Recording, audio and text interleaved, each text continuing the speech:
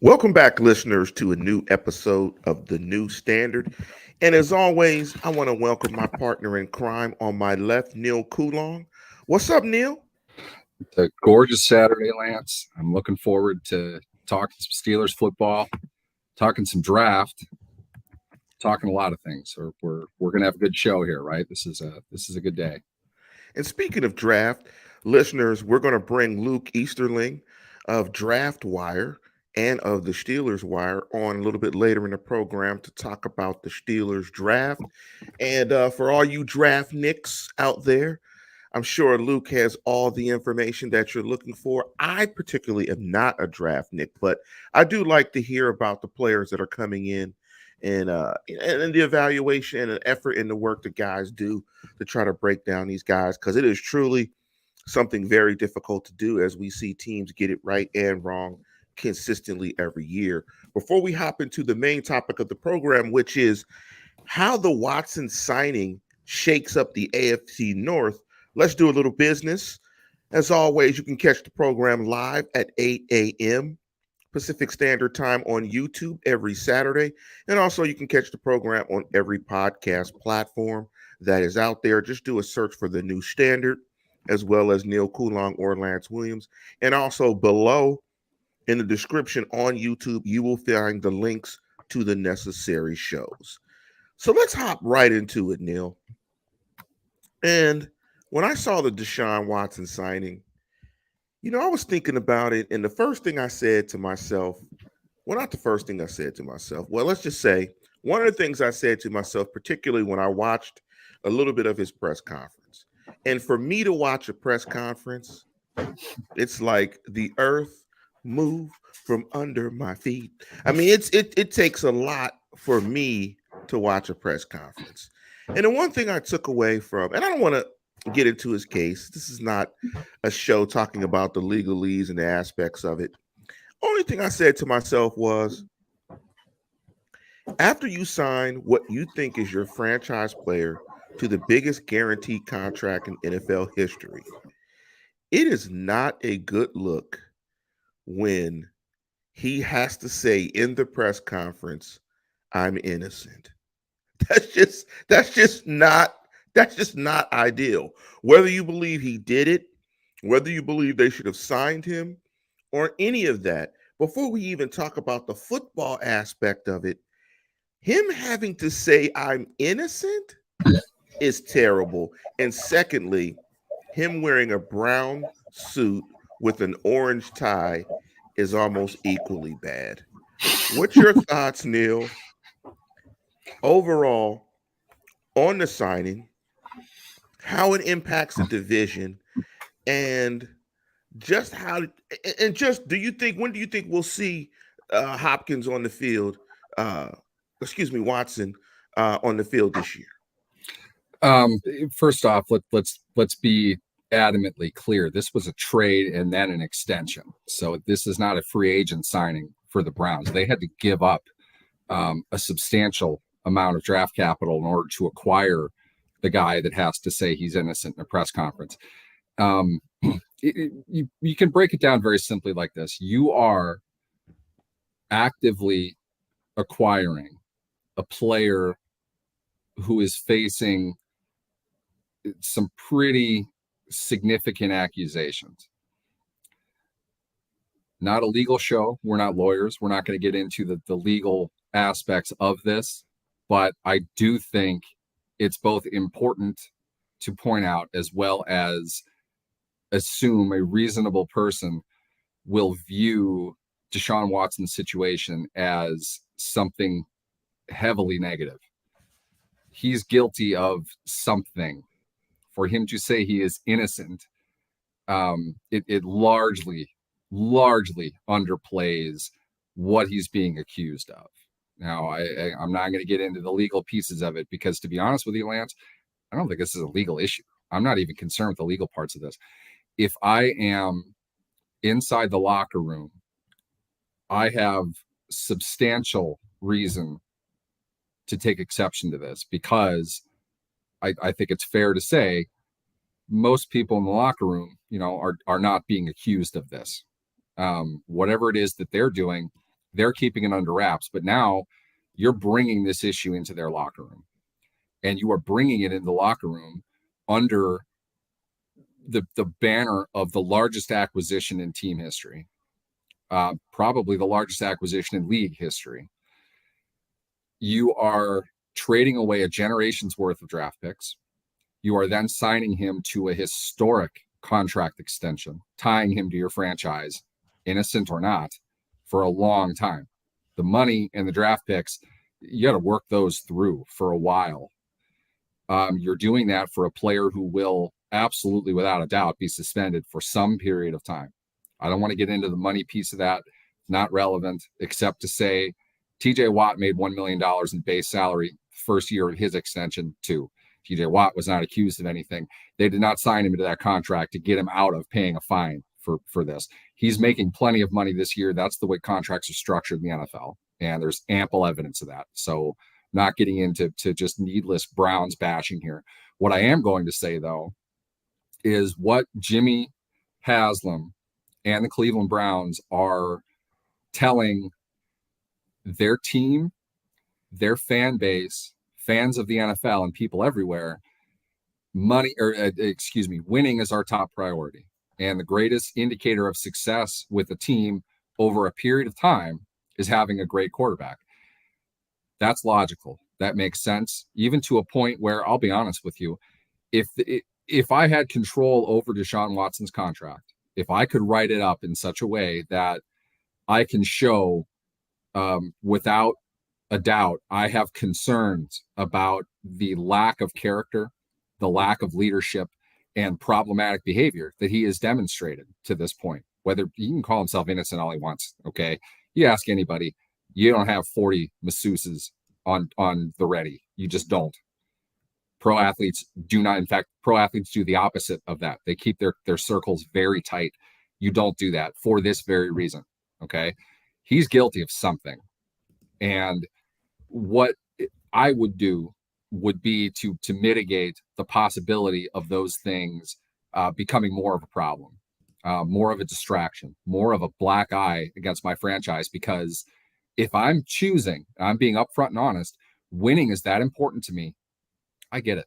I don't know if I'm happy with myself over that, but I get it. I understand it. Deshaun Watson is an incredible player. I don't think he's even reached his highest level yet. He is a remarkable player. That's the price of a remarkable player, whether or not he carries baggage with him. But the Browns tripled down on that to bring him in. You are doing it at the price of your former number one overall, largely at least one of the faces of your franchise in Baker Mayfield. I'm not going to break Baker Mayfield down today, but you don't feel you can win with Baker Mayfield the way that you can win with Deshaun Watson. So you're getting rid of Baker Mayfield, who's not accused of any of this, who's worked his butt off over the last 4 years to build the team into something. Maybe he failed at that. I don't know. But at the very least, you know what you have with Baker Mayfield. You don't know what you have with Deshaun Watson. And don't tell me you investigated it, because you can't. You just simply cannot investigate that at the level that you need to find the answers that you would need to make that decision if you cared about it. You don't. I get it. But you're pulling in an unknown who at best, what you know is this guy is guilty of highly questionable behavior, highly irregular behavior for a professional athlete, something you should have full insight on, considering you own a professional team.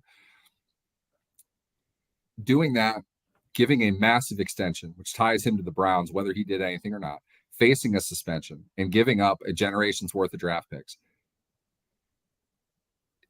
This sounds trite, I know, Lance, but 55 teams have won Super Bowls without Deshaun Watson. For me, I get that he's talented. I get that that's the price of a starting quarterback. I get that winning is the bottom line in this business. That's just way too much for me at the end of the day to guarantee that much money and give up most of my franchise in order to do it. Deshaun Watson has them, pardon the expression, by the balls, and there's not a thing they can do about it anymore. So Well, he's your guy, guilty or not. He's your guy. He is now the face of your franchise, and you're going to have to deal with that for generations. You're not going to get past that anytime soon. So yeah, at the very least, you better win like 2 Super Bowls with this guy, because 12-5 ain't going to cut it. They're going to have to do substantial things with that team now. The thing that's so interesting, and we'll get to the football side after my comments. The thing that's so interesting to me is, and because the NFL is, a weird corporate structure. I mean, but it's a corporate. These teams are corporations. There is no way in the world in my corporation that the CEO would have 22 allegations. I mean, there's just no way. And that's what makes sports and football very unique is that, especially when you're a franchise that has not won, you're a franchise that's been picked upon, um, that you'll do this. And if anything, at the very least, he's guilty of some significantly bad judgment, and that's not the type of person that typically you want as the face of your franchise. From a football standpoint, I think the marriage of Stefanski, Watson, that running game, and that offensive line is going to be hell to deal with moving forward. And speaking about the division, just in terms of the contract, I'm going to tell you in 2 to 3 years, the AFC North with those three guys at quarterback, with Lamar and Joe Burrow, the contracts paid to the quarterbacks in that division is going to be absolutely ridiculous. That in the AFC West, I mean, we're going to talk about contracts where both of those guys, their contracts, at least probably in APY, will probably rival Watson's because the first thing they're going to say in a negotiation is, I'm a good player. I'm probably as good. And I didn't come into it with 22 allegations. And if I said that Deshaun Watson was a free agent, I'm sorry, he was not. Thank you for correcting me, Neal. But it felt like he was a free agent the way he finessed the situation. Yeah, So, honestly, you may as well have been at that yeah, point. You acquired him, but you still had to give him an extension. So that, to be honest, is just as close to a free agent signing as it is a trade. I mean, you had to pay a premium to negotiate the extension with him because the extension is probably even the treasure trove of picks that they just got. The extension is the bigger risk there, in my opinion. right. That is, you cannot get around that money. You can get around draft picks. You can acquire other draft picks. You cannot get past the money that they owe him, that they signed him on for now. Let's jump to the football side. What do you think from a football perspective? Stefanski's offense, Watson, that running game, the offensive line. I don't know how they are at the wide receiver position. Tight ends, they're pretty solid. What do you think that offense is going to look like with Deshaun Watson, and how do you think he's an upgrade to Baker Mayfield? And how do you Um, think it'll impact the division? When you look at division and you implant Watson into the division, how are you ranking the quarterbacks? I mean, what are you looking at in terms of this division now that Watson is on the Browns? I think Steelers fans hate giving any sort of positive affirmation to the Browns. What I'm going to hear is the Browns are the Browns and they'll screw it up and blah, blah, blah. Okay. Wrong clock is right twice a day. You cannot tell me that the team did not concurrently improve by adding Deshaun Watson and Amari Cooper to its roster. You just can't do that. I would even add this. I don't think that Baker Mayfield is junk.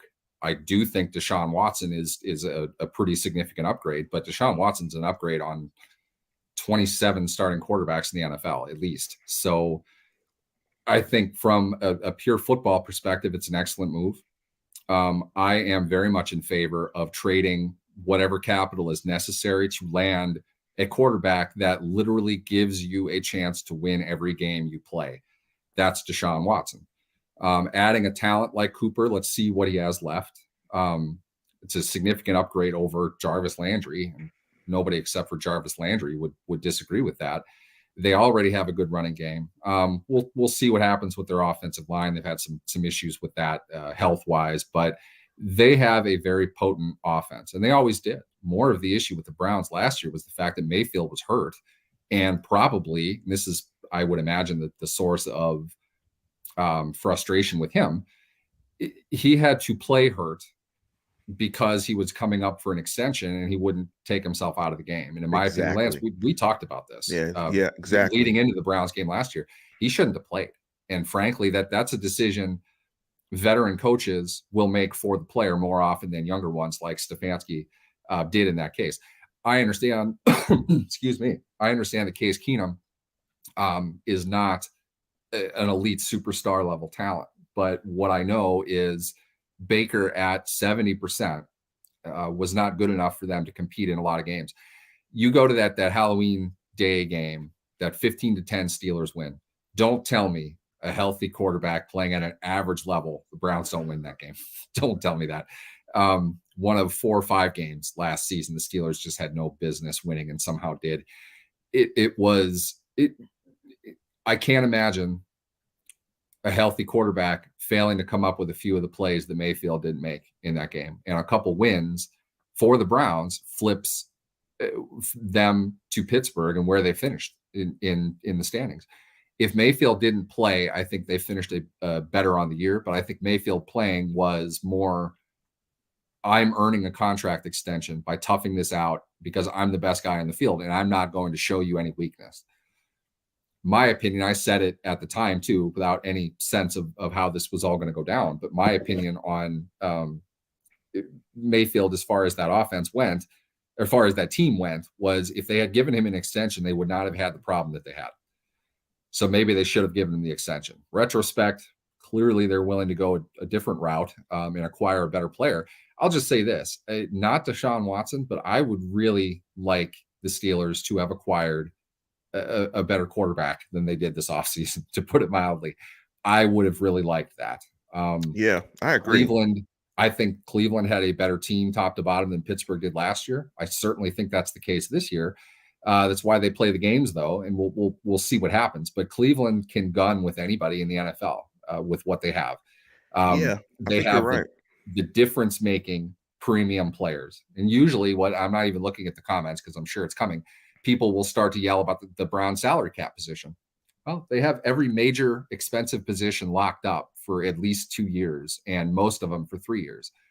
I think their future looks pretty good right now. I don't think it takes a whole lot to sign out the rest of a roster when you have a quarterback, at least one dominant receiver. We'll work on the other stuff. A solid, if not good, offensive line. The premium of having probably the best all-around running back in the game. At least one edge rusher who's dominant, and a secondary that you've invested money in is now played together for a bit. Yes. You need pieces, I know, but they're going to have simple restructures on a couple players. They're expensive guys next year, which are no-brainer moves, in my opinion. That frees up plenty of cap space to sign, and to be fair, they need like 25 guys. They will be able to fill in around that team when they know more of what they have. So to be honest, I think Cleveland in this move set themselves up to be the dominant team of the division. And I could absolutely see that happening. I have said that before. I know that it didn't work out that way. I don't think it was the Browns mismanaging their team, the fact that they didn't win a Super Bowl, any more than it was the Steelers mismanaging their team. That's why they didn't win a Super Bowl. So Cincinnati, in my opinion, got hot defensively. I don't think that's going to last for them. I don't think they're going to carry that into next year. I don't care how good people think Joe Burrow has been. Not that good. Deshaun Watson is a better all-around quarterback than Joe Burrow is today. That won't be the case soon, but Watson is better. Watson had a better rookie season. Watson had a better second season. Watson's a better player. And until Burrow takes him out of that, that's what I'm going to go with. And the Browns have better pieces overall for the next 2-3 years than the Bengals do. And I think we'll see that coming. Whereas Lamar is clearly the third best quarterback in the division. And the Steelers, in my opinion, don't have a quarterback. So they're kind of an also ran at this point. The one thing I'd like to say as I'm looking at the comments, historical stuff doesn't matter. All of these historical comments, the Browns are the Browns, none of that matters when you play football next year. I agree with you, Neal. When I'm looking at the quarterback hierarchy, I think Deshaun Watson is the best quarterback in the division. Trubisky is obviously, if he's the starter, the worst quarterback in the division. I would rank him as Watson, Burrow, Jackson, and then Trubisky as a distant fourth. What you said, I think, was spot on. When you have a quarterback like Deshaun Watson, you have an opportunity to win every football game. You're rarely at a deficit at the quarterback position when you play anyone. So automatically that right there gives you an opportunity to win every single game. Top to bottom, when you look at their roster, I think their roster is probably the most stacked roster in the division. that division is going to be significantly tough. And losing the quarterback matchup in every divisional game is not a great position to be in. And that's So, been the case for the Steelers for a while now. so To regardless some of degree. historical stuff, I think fans should recognize the history of right now, and that is they have probably the best quarterback in the division. I think what will help the Steelers this year is no one knows when he will actually start a game for Cleveland. That's fair. I left And that so part out. Let's and keep. so There that's is the very likely to be a suspension coming. I don't want to yes. undermine that today. So moving We'll forward, see what they need to kind of get them over the hump. When he comes back, they'll figure out truly what type of team they are. and I love Steeler Nation because if Trubisky wasn't a Steeler, we'd all be bashing Trubisky. But now that he's Yep, a Steeler, we are going we to try all to love him. resurrect Trubisky. Now everyone loves There's not a Trubisky. shred of good evidence to Jeez. suggest Trubisky is anywhere close to any of this, except this is the best part, Lance. He's a Steeler now.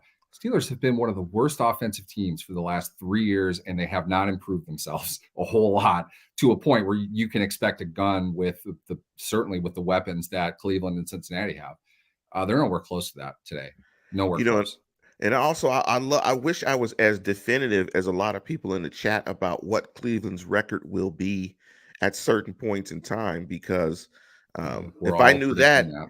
just give me lottery numbers. I've Yeah. already said if you're going to use predictive powers, use them for the lottery instead of football. But I They think were Neil, a 2-6 team without Watson last year, right? That's how bad they were. yeah, exactly. This is what I mean. There is absolutely no line of reasonable thinking when it comes to the Browns among Steelers fans. Bottom line, and you don't have to like this, but the bottom line is they have a boatload of talent on that team, and they played like it for a good chunk of the year. Injuries get in the way of every team. Okay, the Steelers in 2019, I'm sure if we were on in 2019, Lance, we would have said the same thing. If they had something that resembled an NFL quarterback, that would have been a 13-win team. They were lights out defensively, and they had to be. The second that they weren't, though, is when everyone else figured out the big secret of Duck Hodges, and the wheels fell off like you expected them to. But the fact they got 8 wins out of that team with the worst quarterback situation, certainly in the NFL, maybe the last decade. I mean, they were really, really bad at that position. The Browns have a difference maker at quarterback. You have the ability, every game he's going to play, you have the ability to win every game. I understand, too, it's been mentioned in the comments, you don't know what you're going to get. He didn't play last season. He's in a new offense. Okay, I'll give you that. Some rust in there, but you're going to bet against him automatically, and you're going to bet against him because the Browns weren't good 5 years ago when people said that they were. You're going to ignore the talent they have on the team because they weren't good before. That's ridiculous. The past does not indicate the future. You can't just say that. And that should be obvious, but we hate the Browns. So Before we jump to Luke Easterling and we jump into the draft talk, I just want to address one last comment from Grayson Brown, who wrote, "The Browns look great on paper. Injuries, physical division, rest of the AFC, that's what Cleveland needs to overcome.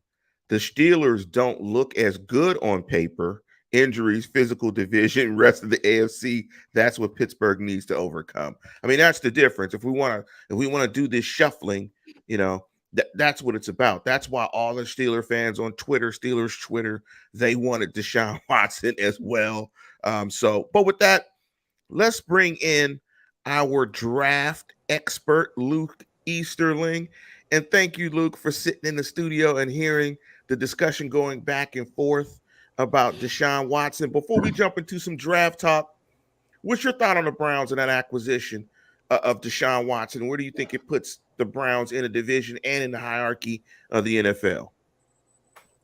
I mean, I think you guys covered a lot of it, and it's hard to argue, like I said, with all the football side of things. I definitely, there's never been a question about what he brings as a player, and whether or not in today's, NFL landscape, what that costs is what they paid for it, both in terms of capital and the contract. So in terms of a football move, obviously, like you said, it puts them on a different level. And again, a team that was already very talented, and Neal spoke to it, those premium positions that from a draft perspective, you're always trying to nail those first and build around those. That they have those guys.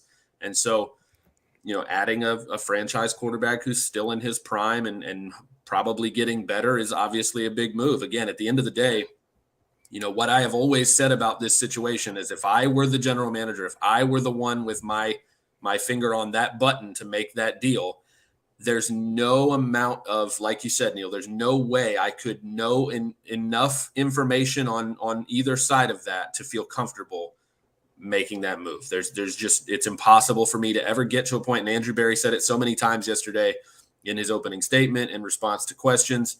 We felt comfortable after all, this and this and this. And I don't know how you get there. I don't know how you get there. Instead of just saying we didn't care whether or not it was comfortable, we know this will help us win games. I kind of, it'll never happen, but I wish teams would just stop insulting our intelligence and just tell us that. Maybe that's what it is, though. Maybe it's the definition of what's comfortable. And to be honest, my thing is just don't try to sell us on this. There's no way you can. We know. Okay. Right. You're doing it for one singular reason. You want to win football games. I understand that. I do. I would prefer they just dealt in that and kept it to that. Don't act like you conducted your own criminal investigation. There's no way you can do that. The Busby, the plaintiff's attorney, is going to say, no matter what you say, this is a bad move. You didn't do enough to research. Why would he say otherwise? He doesn't want any of this to happen. It's an opportunity for him to speak against it. So whatever access that you might have asked for is probably going to be completely controlled anyway. There's no point in you jumping into the fray, because really, from the Browns' perspective, none of this happened when you paid the guy. So he's on his own. That's really what you should say. We're paying him to play football. The other stuff, it's going to happen the way it's going to happen. To say it's not your concern, I think is to some degree unfair, but also it really isn't their concern. So just say that. Don't act like, oh, well, we're comfortable. Okay. This is all right. There's 22 people making this stuff up. You drag yourself down a rabbit hole that you absolutely don't want to go down. And eventually you're just not going to speak to the press, which is exactly what Haslam and D. Haslam did prior to it. They wanted to get a feeler out there, let Barry answer the questions before the owner, who's the one who signed off on the decision, would have to face the firing squad. And that's just simply not going to happen. They're not going to appear in person to speak about that. Yeah, and I probably will have the minority opinion. You just do it. I mean, you just sign them. You're comfortable with it. You do the song and dance in the press conference. You lie to the public, and you move forward. I mean, that's just all that you do. And if you're Barry, it's an owner's call, point blank. If he wants his job, he signs Watson. That's it. If he doesn't, he's not going to be there anymore. But let's jump to the draft. And I love how this discussion of Watson leads to the obvious question with the Pittsburgh Steelers. I'm looking at a couple of mocks. First round pick Kiper, Malik Willis, McShay, Malik Willis, Lance Zierlein, Kenny Pickett, a trade up to 17. I'm seeing quarterback in the first round with a lot of these mocks. Given the Steelers' recent free agent moves, what direction do you think the Steelers will go in the first round? Give me a guy that you think they'll take and some other options, and maybe a flyer, a mystery pick, sort of like a Terrell Edmonds, when everybody was surprised that Edmonds got drafted in the first round. That was fun. Yeah, that was a fun one, wasn't it? He was the remember Mike Mitchell to the Raiders? 20 years ago. It was literally, I was working at a newspaper and we just had nothing. To the Steelers. We had nothing. Nothing on this dude. Nothing to even link to. Like, it was so bad.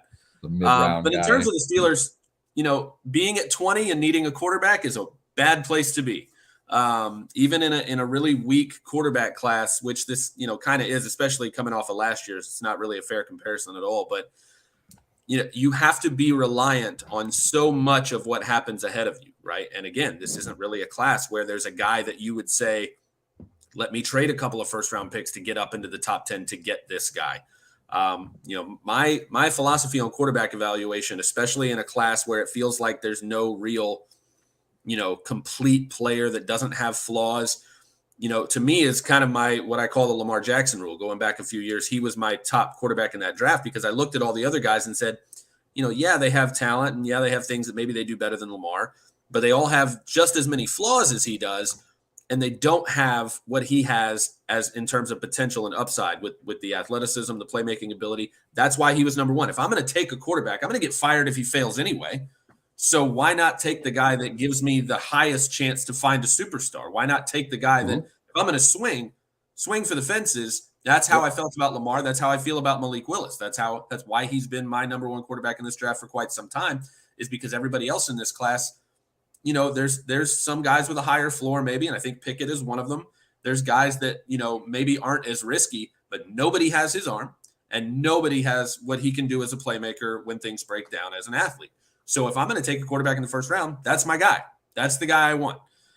I don't think he gets anywhere near number 20. I think that's absolutely ridiculous. I've been wrong before, and it doesn't surprise me when that happens. But when you have a quarterback that does what he can do physically, and by all accounts, does what he does mentally in terms of preparing and understanding the offense.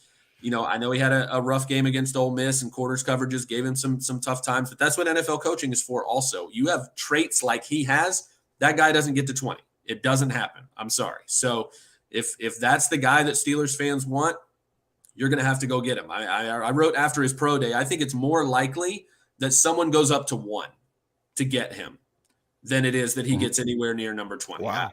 I don't see that. Now, I'm not saying that'll happen, but think about the structure at the top of the draft. Jacksonville would love to come off that pick. This is not a class that has a top blue chip. He's definitely the number one guy to take number 1. There's probably 5 or 6 guys that are worthy of that. The Jaguars need a lot of talent, so they want to take those calls all day long. If I'm the Lions, if I don't want Malik Willis, I'm telling everybody I do, because I want everybody to jump ahead of me so I can have Aiden Hutchinson, or I can have whoever else is a non-quarterback if I'm not in love with any of them, so that they can move up to there. So look at teams like Carolina at 6. They don't really have the capital unless you're moving into next year and the year after. Atlanta does have the capital because of some of the deals they've made. They got 2 2s, they got 2 3s, and they can dip into next year. That's the team that I think could go up and get him. I just don't see, if he happens to slip to 6 or 8, how in the world are either of those teams not taking him? And again, if he gets anywhere near 20, now you're talking about teams in the high second. You're talking about teams down in the lower first round. They're going to trade up and get him. So if you want him, you've got to move up, whether it's a little or a lot. Willis isn't happening. Let me explain it like this. For Willis to get to 20, he'd have to get to 19. With what we have seen highly publicized of, if we want to look at this as something pure and not just kind of fun gamesmanship or something that ultimately just doesn't matter, he's just doing his job. Mike Tomlin seems to enjoy Malik Willis and is really interested in Malik Willis. For him to get to 20, he's got to get past 19. That's where the teams that passed on him already would want to go back and get him. And there are plenty of reasons why, from his play, you might not want to take him in the top 10. You might find a premium player has more value for you earlier, but come 20, that's a damn nice pick. And there's no way Pittsburgh would pass on him at 20 if he happened to fall there. But you apply that same logic to every pick. You push him all the way up, in my opinion, probably to 5. The Giants have 2 picks. If we are to believe that they're sold on Daniel Jones, if we are to believe that, number 5 is a prime trade position, especially when they have 7 as it is. The Giants don't want to trade back to 20. The value of that trade is worth nothing compared to what it would be at 9 with Carolina, at Washington. You can't like the idea of Washington, thinking Carson Wentz is their guy. If that was the case, he wouldn't be playing on his 3rd team in 3 years, much as that hurts me to say. Minnesota Vikings just got leveraged again by Kirk Cousins. I would imagine at some point they'd really like to have a quarterback who is not Kirk Cousins waiting in the wings. All of these teams have a much better package to offer the Giants in terms of right now, this year in this draft. The Steelers wanting Malik Willis means absolutely nothing. The guy is going to go higher and higher and higher in the draft for the same reasons that Luke just mentioned. It's not because he's the 5th best player in the draft. He's far from that. But he has a ceiling that very few do. And none of the ones at the game's most important position have that same level of ceiling. Let's combine these 2 conversations together. Let's talk about Deshaun Watson and what you have to give up to get Deshaun Watson and what Deshaun Watson is carrying with him. And he still has that price. That's why you draft a Malik Willis in the top 5. Okay. You don't want that situation. If there's a situation in which you can develop a quarterback by, coaching him and accept the fact that if he can't read cover two, if he can't read quarters, maybe it has something to do with the fact that his head coach at Liberty probably makes $80,000 a year and wouldn't be going anywhere else for however long. Let's put him in an NFL program and let's see what we can teach him then. Is he smart? Is he going to put the work in? Those are the two questions that you ask, because the physical ability is unrivaled in this draft. You can see it. He plays pretty stupid. I get it, but he's a young guy. He doesn't have a ton of experience, and I can't help but notice that the coaching at a school of that size is not going to be on caliber with what would be on the staff of an NFL team, to put it mildly. You can wait a year for him. You can drill him. If he takes to that, if he takes to coaching, all you have to work with is a phenomenal athlete with a great arm who's willing to be coached. I'll take that all day. If I have to stake my job on it, fine. What I don't want is to get stuck with Mitch Trubisky for at least a year because you have no backup option. It's that simple. I will risk my job for that all day, any day, simply because my alternative is to suck badly enough to draft in a year that there is a good quarterback that's available for me to do it. And I might have to trade up to get him. Or I throw a bag at a guy that's facing 22 counts of something that most people think is pretty reprehensible. Or you roll the dice with Mitch Trubisky, kick the can down the road and wait to find somebody else. I'll trade up and take Willis. If that doesn't work out, fire me. Fine. Well, and the interesting part, Neal, about the rest of this class is what happens at 20 with who else is there. So assuming Willis is gone, maybe Pickett makes it that far. I don't think he does, but look at what the other teams have done. Look at what New Orleans, do they bring back Jameis, and do they take Pickett if he drops to 18? You talked about Washington. Is Seattle at 9? Are they going to talk about that? If Pickett gets anywhere near them. Let's just talk about Seattle. I mean, Seattle's at 9. I said Carolina. I meant Seattle. Seattle is the team at 9. What do they have at the quarterback position? They're the only team that significantly has something worse than the Steelers do. There's absolutely no way Malik Willis is getting past him. But at the same time, they can't draft him at 9 either. They're not going to be able to. They're going to get ahead of it. Not vouching for this, but it's the same thing as what the Jets did a couple of years ago to get ahead of everybody else, to get in line, to take whatever quarterback falls at 3. They traded capital up to get to that spot without even knowing which quarterback it was going to be. The Eagles did that obviously years ago for Wentz. Again, not saying it worked out, but there are so few high level, high talent, consistent quarterbacks every year. You have to sell out to get the opportunity to get one of them, or you don't have them. And what happens if you don't have them, Lance? You have Mitch Trubisky. Okay. Yeah, Mitch Trubisky. And you're paying Mitch Trubisky $7 million. Let me ask this question to not be Mason Rudolph. Let me ask this question before you go, Luke, before we go and get into some more. We know that Malik Willis is not going to be around, right? We probably think that Kenny Pickett is not going to be around. We still are acknowledging by saying Mitch Trubisky's name over and over and over again that the Steelers have an issue at the quarterback position. Is there a player outside of Pickett or Willis that you think the Steelers could try to acquire in a later round? In the chat, I'm hearing Desmond Ridder amongst names. What's your thoughts about them possibly acquiring a quarterback in a later round? And what's your thought about Desmond Ridder as a player? This is what I was going to get to is from a Steelers perspective. How far down this list, even in a weak class, how far down this list of quarterbacks do you have to go before there's a guy you wouldn't rather have than Mitch Trubisky? Yeah. I mean, to go down it at all. I was going to say, like, how many of these quarterbacks are you like, yeah, I'd rather have that guy. I'd rather have that guy. And then the question becomes, do I take him at 20 or do I wait until the second round? Does Ridder make it to you at the second that far down? I don't think he does. He's number 3 for me. I like him better than Matt Corral. I like him better than Carson Strong and Sam Howell. I think Ridder, again, that much experience, that much success, that much production. I'm not a QB wins guy, but when you're the quarterback of the University of Cincinnati and that program has that kind of success with you at the helm for 3 or 4 years, there's something to that in terms of evaluating his ability to lead a team to be a winning program. I think there's something to that.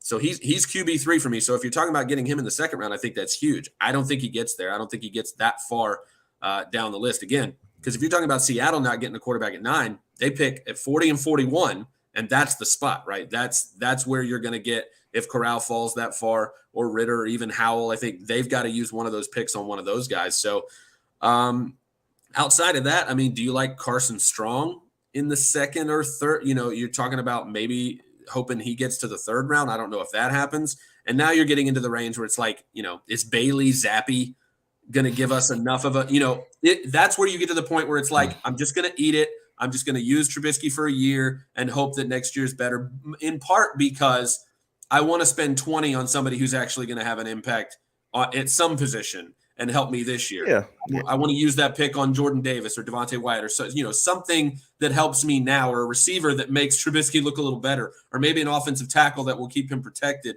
That's the conversation at that point.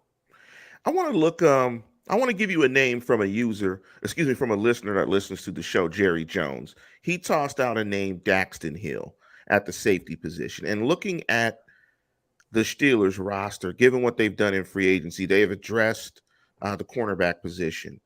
There's a gap at the second safety position. They've addressed the inside linebacker position. They've addressed the offensive line. Give me your number one pick for the Steelers and evaluate that Daxton Hill pick. And what do you think is that legitimate? Here's some other first round picks that some guys have tossed out. Brugler tossed out Zion Johnson. I don't think that would happen because I think they've addressed that now. The offensive line. Zerline, again, we threw out Kenny Pickett. We think Kenny Pickett's going to be gone. Mark Kabali threw out Kenyon Green. He's a guard. I don't think that happens. Give me your Steelers first round selection and give me your thoughts on the Daxton Hill. Is that a solid pick? Could you see the Steelers going in that direction? Well, I mean, we talked about Terrell Edmonds being kind of a surprise at safety in the first round. I don't know that Hill would be that level of surprise, but I love this safety class, and Hill is right up at the top. Obviously, we have Kyle Hamilton, who we expect to go top 5, top 10 maybe. But right after that is Hill and Jaquan Brisker from Penn State. I think they're really tight for that second spot. And I don't think necessarily that 20 is too early. We talk about how safety can be, devalued or whatever. I think that arrow's moving in the opposite direction in the NFL right now. I think, but you have to be a certain type of safety. You can't draft box only safeties at 20 by all means. And again, the reason that Kyle Hamilton, I think, is in the top 5 conversation is because he can do all of the things that a really good defensive coordinator who has the type of talent and versatility at safety to execute the kind of plan that most guys want to do on that back end, he can do all those things. I think Dax Hill is a bit better in the box than he is in terms of being a single high guy and man coverage guy, but I think he can get there. I don't think it would be crazy, I guess is what I'm saying. If Hill goes 20, and again, they haven't addressed the safety in some other way. And again, that's what you want to do in free agency. You address those needs aggressively with veteran guys for 2 reasons. I agree. You want those need areas to be filled with guys who are going to make an impact now because you can't wait. You can't be patient for those guys to develop. You need starters right now. So it also allows you to go into the draft not having to reach anywhere.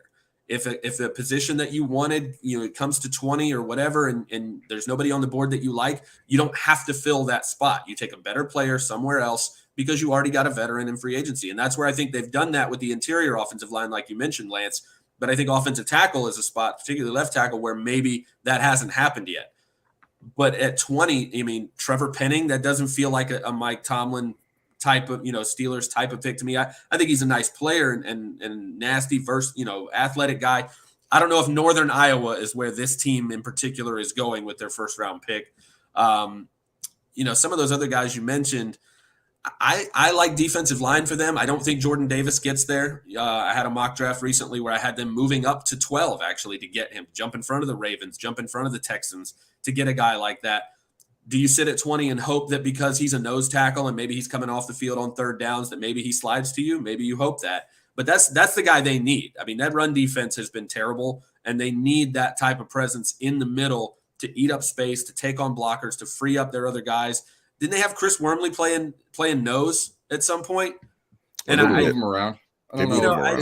You've got to have really a guy have a true nose. It's they'll move guys into a 1 and a 3, but they're not playing zero technique on the line as often as people think that they are. I mean, really, it's a common 4-3 alignment up front. But Wormley's been he's played 3. They won't put him into 1, but he's been inside and out.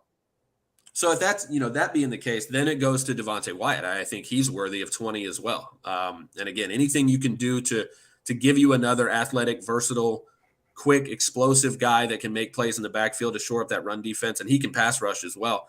That's where my attention is put. If Charles Cross, the offensive tackle from Mississippi State, happens to get down there, I don't think he does, but that's a conversation to have.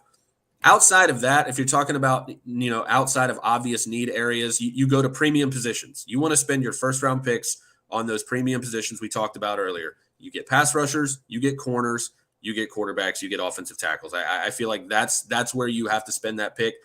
Thankfully, this is a really deep edge draft. There's a lot of good offensive linemen in this draft. Quarterback, obviously, you kind of see what happens, but I know they need a receiver, but they like to find that guy on day 2. The Steelers are really, really good at identifying a guy that they can get in the second or third round.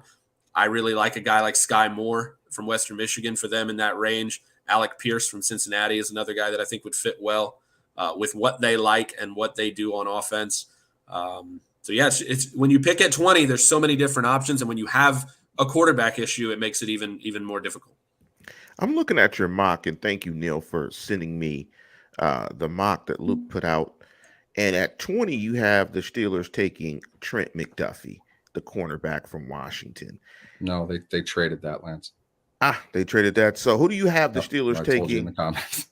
Who do you have taking in the first round? I'm sorry about that. I'm trying to get through this. Who do you have the Steelers taking in the first round in your mock? No, so that's that latest one I just mentioned, where I have them moving up to 12 to get Jordan Davis, to get that big, massive guy. And again, people talk about the fact that he doesn't rush the passer. With that type of athleticism, again, NFL coach, you could teach that guy to rush the passer. That's not what they needed him to do at Georgia, because you had Trayvon Walker, and you had Adam Anderson, and you had Nolan Smith, and you had Nakobe Dean, and you had Devontae Wyatt. And you had so many guys on that defensive front that could get after the quarterback. You just need Jordan Davis to go do what he does. Do you trade up 8 spots in the first round for a nose tackle? I don't know, but I'd love to see him in that role. I'd love to see him in that defense. And again, when you're not trading up for a quarterback, that cost goes down. It's been proven in the past that once you get out of the top 10 and a team knows you're not going up for a quarterback, that price tag is way, way different. I remember, again, this is historical data and things change, but remember when the Dolphins moved up for Deion Jordan? They went from 12 to 3, and it cost them a 2. That was it, because they weren't going to get a quarterback. They were going to get a guy that I think a lot of people didn't want, and they were like, yeah, well, it's not a great draft. We'll drop down to 12 and get an extra 2. It's fine. The Raiders took DJ Hayden, and that didn't work out too well either. But again, when you're not going up for a quarterback, it doesn't cost as much. So if the cost is, a day 2 pick to go up 8 spots and get a guy that I think could make a huge difference for that defense, and again, it's a personality thing. It's a tone-setting thing. He's the type of player that you drop in that defense, and it feels like the Steelers' defense a little bit more the next day.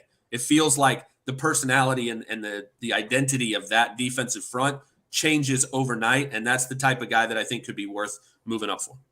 Do you think, though, I'm sorry, Luke, do you think that what you're saying in that mock, with him at 12 and the Vikings trading down without the quarterback option there for them, which is what you did in the mock, do you think that pick is around where Jordan Davis should go? Or do you feel that in this hypothetical scenario, is that more the range of where Davis should go? And here's a team fit. Let's work out a trade, because those two, the team fit as well as the player, should go hand in hand.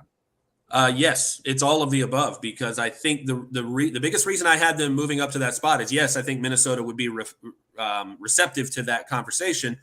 And part of that is because when they got to 20, they got the guy I was going to give him at 12 anyway.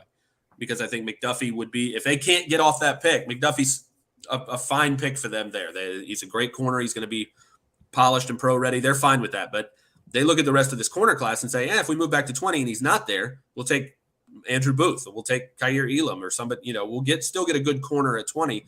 If they get McDuffie, they'll be really happy. For the Steelers, it's moving ahead of 2 teams that I think would take Jordan Davis if he's there. If Jordan Davis is there at 13, I think the Texans take him.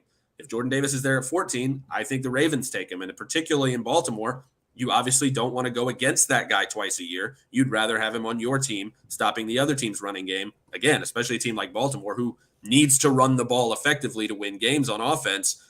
You want to have that guy defending that on your team. So that it's both reasons why I think that'd be a great fit and a great deal for both sides. Two positions jump out to me, and Neil, I'm just now reading the comments in the private chat. Um, my vision is getting a little bad as I get older, but it was obviously typed there. Thank you for that. As I look at the Steelers roster, two positions jump out to me: corner and wide receiver. They don't have a dominant wide receiver, and they have guys, in my opinion, at the cornerback position. Are there a couple of names that jump out to you as first round or second round selections that you think the Steelers could acquire at 20 and or just in the first two rounds at either position? I don't know, Neal. Is 22 early for Christian Watson? Is that what you want? That's what I want. I'll be honest with you. If we want to dive into that, let me ask you that. Why are the Packers passing him at 22? Just ask that flat out. Why are they passing him at 22? Yeah, I don't know. I can't come up with a reason. I really can't. Well, and he's very similar to Scantling, I think. Yeah. I think he has a lot of the same I think he's traits. that. He has more upside. Yeah. The last mock I did, again, I think I did 3 last week because everybody kept trading all the first round picks, and it necessitates a new one every time. But the last one I'm working on now, I have the Packers going with 2 receivers because I think they need it. You lost Adams, but you lost Scantling.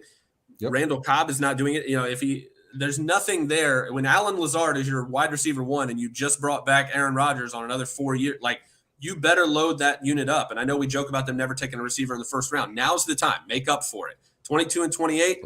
I have them landing. I think they get Burks at 22 and Jameson Williams at 28, which I think would be interesting. If you've already taken a receiver, you can afford to take that guy, right? Because you can be patient.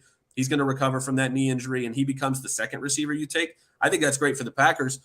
But, yeah, I mean, in terms of – I think Jim Nagy said it the other day about Christian Watson being the top 50 pick. I don't see how he gets out of the first round because, again, you got the Packers at 28. You got Kansas City now at 29 and 30. You've got Detroit at 32. I know they added some receivers in free agency, but nobody who can do what he can do.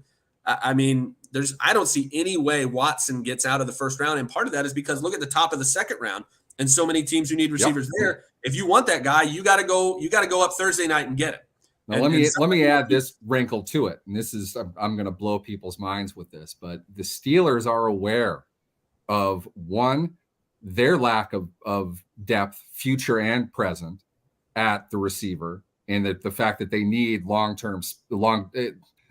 speed. They need a long-term option of height, weight, speed guy, which is Christian Watson defined. Right.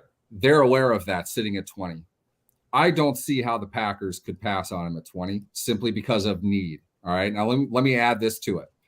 You get to a point where if you are drafting as a team and you are not drafting for the internet, you're making the decision for your team. You have 1 pick in the first round. You're not assigning 32 round picks.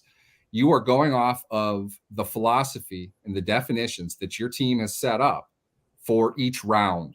In other words, we put the round ahead of the player. We're going to define a pick in this round having these things. They're this height. They run this fast. They played at this school. Those types of things. Every team does that. And from there, you scout and evaluate. You don't come up with 32 first-round picks for the sake of drafting for the first round, okay? The first round doesn't need your help. The first round will take care of itself. They're paid by the team to draft for the team. They don't come up with 32 guys that have first-round grades. They come up with 18, 19, maybe 20. It depends on the year. I would venture to say lack of quarterback in this draft kind of suggests maybe there aren't as many first-round picks to a team as there normally would be. So let's say there's 18. What do you do if you're drafting 19 and beyond? Well, you got to draft somebody. So you're not dipping into a second round.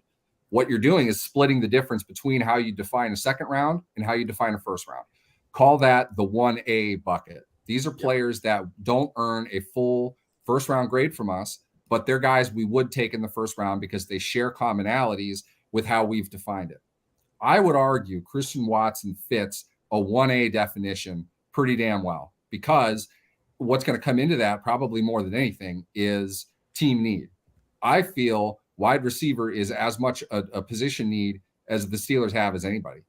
And you also know there's no way you're getting to him in the second round because two teams in particular. One, the Green Bay Packers absolutely need a receiver. They had all of theirs taken away, whether that's their doing or Aaron Rodgers doing or just the natural order of things. They don't have those receivers anymore. Two, the Kansas City Chiefs, also with 2 picks in the first round. How do they pass on them? They're not going to. All of this pushes Watson's value up. I honestly think he's in play at 20, not because he is worth 20 overall necessarily. I'm cloaking my bias here. Not necessarily because he's worth or not worth 20, but because he's absolutely going to be worth 22, which also suggests, does Green Bay know that? They probably do. Why don't they swap picks? Who are the Steelers not? If they don't like Watson, let's just say on happenstance that they don't. There's no way that they don't absolutely love him. But if they don't, and Green Bay really likes him, what can you get? And this is my long-winded question, Luke. What could the Steelers get from the Packers to flip from 20 to 22? Before you answer that, Luke, let me give you Watson's RAS, and RAS is sort of like Spark. Yep. It's his measurement numbers. He grades out at a 9.96, and the highest you can get is 10. His composite size grade is great. His composite speed size is elite. He is in green in every category except for weight, shuttle, and 3-cone. So he's an elite athlete. And we talked about that in an earlier show, maybe 6 or 7 months ago, about RAS, Spark, how the Steelers are prioritizing really, really good athletes. Yeah, I mean, you said it. And even at the weight, it's 205. It's not like he's, 6'4", 180. Yeah, I mean, he's fine. And again, in an NFL program, if you want to put on weight, you will. Again, that's why I brought it up, Neal, because again, I know I want to needle at your bias here for the Bison, but I don't think it's out of the question, and I don't think it should be. Guys that, again, we talked about it with Malik Willis, guys who look like Christian Watson, who have that frame and that build and can do what they can do athletically, do not go in the second round. It does not happen. And they have to have a huge flaw to fall right, to the second exactly, round. right. And there has to be no need for that. I don't think there is a lack of need for a big play receiver in the NFL today. Right. And you mentioned what are some of those criteria that maybe aren't there to where he's a 1A guy. And I think for the Steelers, it's the school thing. I mean, they like big school guys. They like big program guys. But if 3 Bison on the Steelers roster as of right now. Fair enough. They've changed on this. They are singing a different tune over the last year. And it's that's about good. Bleep in time. And again, that's going to bring me to the guy that I think at corner, if we're talking corner, and especially if we're talking in the second round, I was going to touch on the fact that I think that particularly I love the fact that Mike Tomlin loves to get his hands on DBs that are ridiculous athletes who need some refinement. And he knows we can do that. We can teach you the finer points of this. I can't teach you to be 6'4" and 200 plus and run 4.3. And that's what Tariq Woolen does from the University of Texas, San Antonio. So he's the corner that, again, and I'm a Bucs guy down here in Tampa Bay. He's the guy I want for the Bucs at 60. I want him to get to that point. Guys that play corner, especially, even more so than receiver, are not 6'4" and do not run high 4.2s, low 4.3s with 34-inch arms and make it to the 60th pick. It's very, very rare. And again, you can talk about technique all day long. You can talk about, level of competition. NFL teams will look at those numbers and say, we'll take care of the rest. Give me that guy. Get him in my building. It's literally our job to coach. Paid to do. So at corner, he's the guy. I think he's the corner version of Christian Watson in that way, that when you have those size, strength, speed, physical tools, and the position that they play, I think those are the two guys that I would really love to get my hands on. Before we get out of here, let me jump into one last mock that was given to us from listener Jerry Jones. We're going to scratch out Malik Willis. Here are a couple of other picks he put on his mock. Second round, Nicholas Petit. In the third round, I cannot pronounce the name, offensive guard, Letica Smith, Marcus Jones, Devin Lloyd, Zion Johnson, Rasheed Walker, and Marcus Jones. Looking at the Steelers, if you had to bet on it, give me your first round pick and give me your second round pick before we get out of here. I know you did the mock and you have them going up to 12. Things change a lot. Are we going to wake up surprised? Who do you think that first round and second round draft picks are for the Steelers? The more we had this conversation, Watson makes so much sense to me there. I really like that. And again, it's about who's off. It's about who's off the board. I think if Devontae Wyatt's there, he's the pick.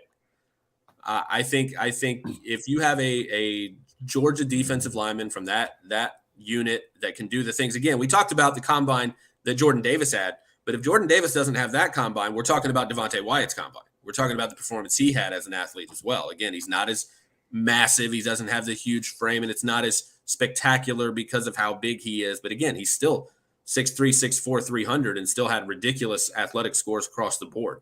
So again, especially if you're talking about a defensive front that wants to be versatile, that wants to be able to move guys around, Devontae Wyatt, if he's there at 20, which again makes me sad as a Bucs guy as well, because they need that guy. They need explosiveness. They need a defensive lineman. I'd love for him to slide to 27. It's not going to happen.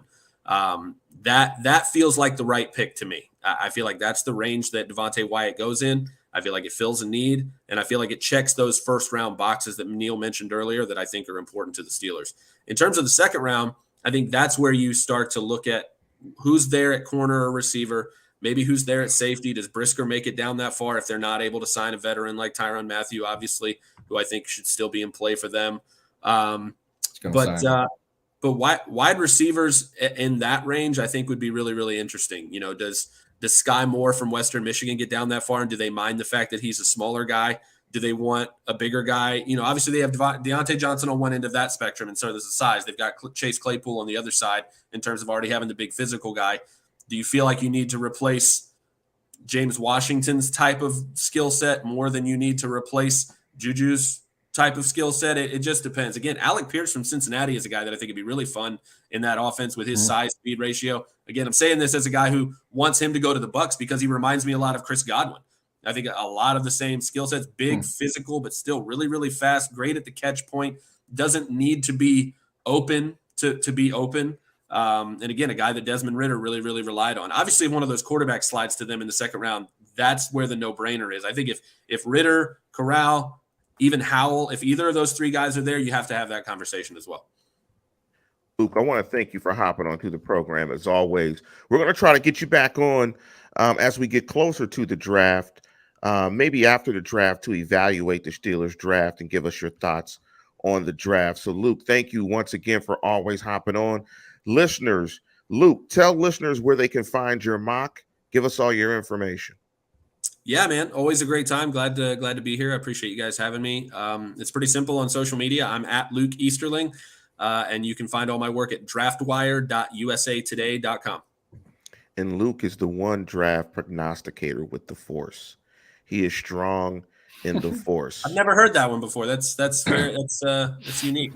Nobody's ever made that once or twice, maybe a long time ago. Yes. Luke also knows 3 years ago when I was bugging him about Trey Lance, I also said, keep an eye on number one. Look at this receiver that they've got. He's a freshman.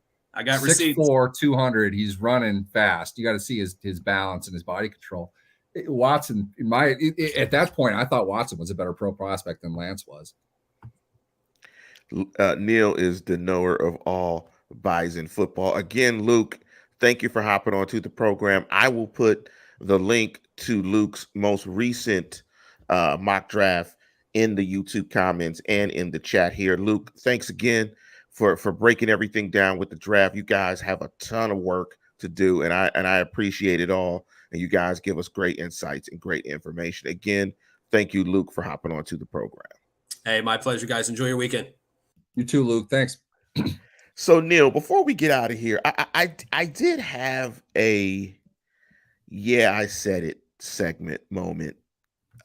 And shame on any Pittsburgh Steeler fan that thought that the story of the Steelers trading for Baker Mayfield was legitimate.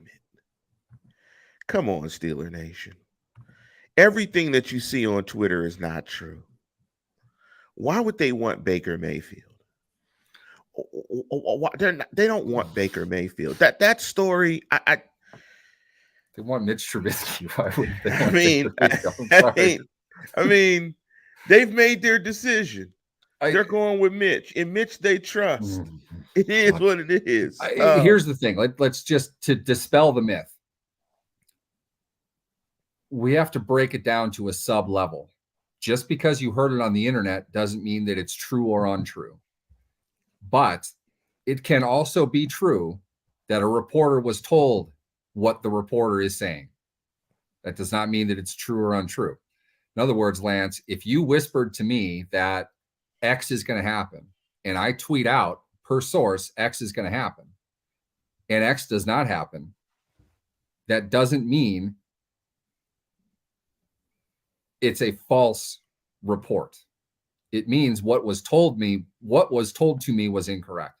I am not making, in this case, in the Mayfield case, what was said to Marianne Cabot of the Cleveland Plain Dealer was the Steelers would pounce all over it if Mayfield was released. What fans took that as, because frankly, they don't read, what fans took that as is the Steelers are interested in trading for him. He hasn't been traded because nobody is interested in trading for him. And that's not because Baker Mayfield sucks. It's because he's set to make $18.5 million in the last year of his contract. Jimmy Garoppolo hasn't been traded. It's the same reason. Do you want him enough to want to extend him? That's the question. And if you don't, you're going to wait for him to get cut so you can sign him to your own contract. Otherwise, you get him for 1 year at a high price. Why would you bother? You have to give him a new contract anyway. You'd rather just do it for this year. So you wait until he's a free agent and then go after him. Somebody like Seattle, though, my guess is they'd be willing to give like maybe a conditional third-round pick to get him. But they're only going to do that if they are interested in the idea, at least, of an extension for him. In other words, when you acquire him, he's probably your guy. Do you want him to be your guy? Do you want to go through the draft? Do you want to go through free agency next year after playing a year with Drew Lock? You have to answer all those questions. And that's not something you can necessarily just do. So I don't think the Steelers are for or against the idea of signing Baker Mayfield. I will say this. I didn't think they were for the idea of signing Mitch Trubisky either. As you all know, I was not. I ridiculed Doug Farrar for suggesting it, and I was beyond pissed when they did. But the fact is, if they're willing to do that, I can't say what they're willing to do or not do. So I'll say this. Baker Mayfield is a better long-term solution for them than Mitch Trubisky is. So to be honest, I don't see why they wouldn't, quote unquote, pounce on it. Okay. That isn't to say that they're going to or not going to, but they're only doing their due diligence to take a look and see. I don't have a problem with that. Well, listeners, we're going to get out of here, and I hope you guys like my new lid with the curse awesome, of Pittsburgh. By the way. I like that. My new lid with the, and I don't know if you guys might be too young if you're looking at the live chat. The little white that's the little sailor cap. When the old school players used to wear the caps like this with the little sailor in the golf. They used to have little golf clubs in the middle of the hat, and this is really old school. This is old school when your uncle at the barbecue used to wear the bike shorts above the thigh with the little old school short sleeve shirt with the collar. That's what this type of hat is. But listeners, we are going to get out of here. And it's ironic before we get out of here that Baker Mayfield is going to have a tougher time finding a team than Deshaun Watson. That's the world of the NFL. Watson's a little bit better. He's a little bit better. He is a little bit better. But with that, listeners, we're going to conclude the program. Again, want to thank Luke Easterling for hopping on the program, giving us some of his insights. And as always, tune in, tell a friend, and subscribe.